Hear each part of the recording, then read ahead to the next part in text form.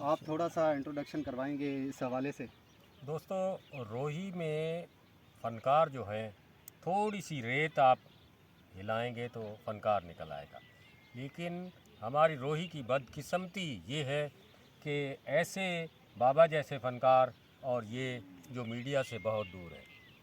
हमारी एक कोशिश है कि रोही के जितने जो फ़नकार हैं, इनके अंदर, इनके सीने में बहुत बड़ा ख़जाना है। वो ख़जाना आप तक पहुंचाने के लिए हमने ये प्रोग्राम बनाया है, रोही की शाम इन बुज़ुर्गों योगी राम के नाम। और ये पहलवान राम हैं, तो इनसे सुनते हैं कि इनके शुरू में कैसी रस है।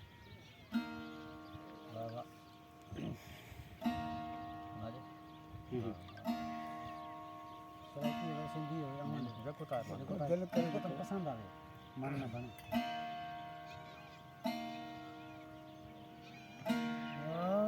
ये ना रोए